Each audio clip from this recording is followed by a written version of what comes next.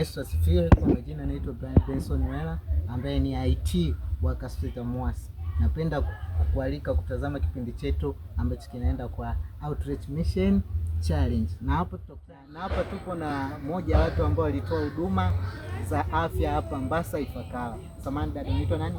Naitwa Emmanuela Maira. Unasoma wapi? Nasomea chuo cha afya na sayansi shirikishi Muhimbili. Wow, kutoka Muhimbili kabisa. Daktari wetu, uko mwaka ngapi? Niko mwaka 5. Finalist? Ndio. Hongera sana. Asante. Na sisi hapa ni kipindi cha Outreach ambacho kinarushwa kupitia Castreta MUHAS. Tupo hapa kwa ajili ya kuhoji, je, katika huduma za afya ni huduma gani mlizokuwa mnazitoa kwa upande wa afya?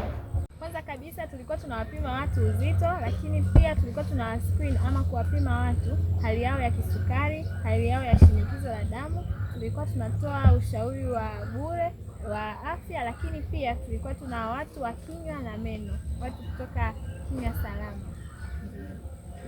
Hizo huduma zote zilikuwa zinatolewa ni bure au zilikuwa zinalipiwa? Huduma zote zilikuwa ni bure kabisa. Ni bure kabisa? Ndio. Je, kwa mtazamo wako wewe, je, matokeo baada ya kufanya hizo vipimo, je, vipi kuhusu mwitikio wa watu waliotokeza kufanya hizo vipimo au?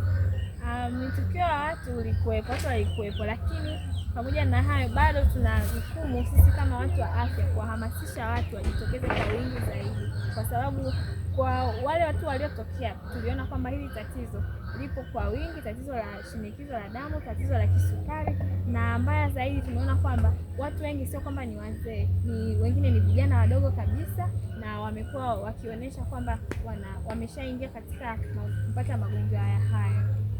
Ya, umesema mwitikio wa watu ni kwamba ulikuwepo. Sasa vipi kuhusu kwamba watu ambao walikuja walikuwa ni wa dini tu ya Kikristo au ilikuwa ni kwa ajili ya dini zote, au hata watu ambao hawajaokoka wenyewe mlikuwa mnawapima?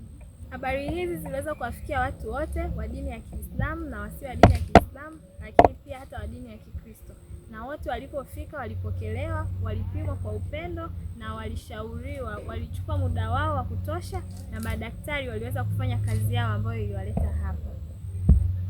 Je, unatoa ushauri gani kwa mashirika mengine ya kidini na hata ya afya katika swala zima kama Castreta MUHAS mlivyofanya?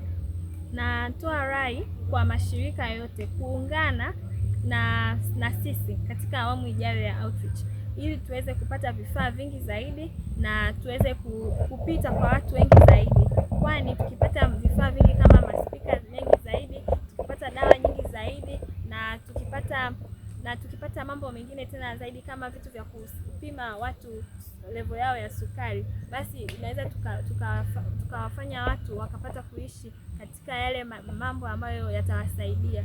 Tunaweza kwa screen watu wengi zaidi na tutajua kwamba je, wapo katika hatari ya kupata hiyo shinikizo la damu, na kama bado hawapo kwenye hiyo hatari tutaweza kuwahamasisha njia gani za afya, kwani sasa hivi tuko katika mwelekeo wa kusema kwamba end NCDs katika Tanzania yetu, katika Afrika yetu na katika dunia nzima. Ya, kwa hapo uliosema kusema ukiondoa changamoto ya vifaa, je, ni changamoto gani nyingine ambayo ilikuwa na wakabili? Changamoto nyingine ambayo ilikabili ukiachana na vifaa, uhaba wa madawa. Kwa kweli tulikuwa tunashindwa pia hata muda wa kuextend, kwa sababu endapo mtu mwingine angeweza kuja na akapata shida tungeshindwa pia kumsaidia. Kwa hiyo tunaomba mashirika mengine na mafamasi na mahospitali yaweze kutuunga mkono katika shughuli. Kwa hiyo kama Castreta MUHAS na umeshaona kwamba mwitikio wa watu hapa, je, unaweza ukatupa matokeo kwamba matokeo yalikuwaje baada ya kufanya hivyo vipimo? Je, watu hao mliwashauri nini na nini? Watu walipofika tuliweza kuandika report, na report ilivyokuja ni kwamba 37.5% ya hao watu walikuwa na shinikizo la damu, 12% walikuwa na kisukari, na 40.6% walikuwa na uzito mkubwa, yaani walikuwa obese. Kwa maana hiyo ilikuwa inawapelekea watu au kuwahatarisha watu wengine zaidi pia kupata matatizo kama hayo hapo mbeleni. Kwa hiyo kwa mtazamo wako na muda ambao umekaa hapa Mbasa Ifakara, je, wewe unaona sababu kubwa ya watu hao kuwa na uzito mkubwa, kisukari na shinikizo la damu hasa kubwa ni nini? Sababu kubwa inaweza ikawa mwenendo wa maisha.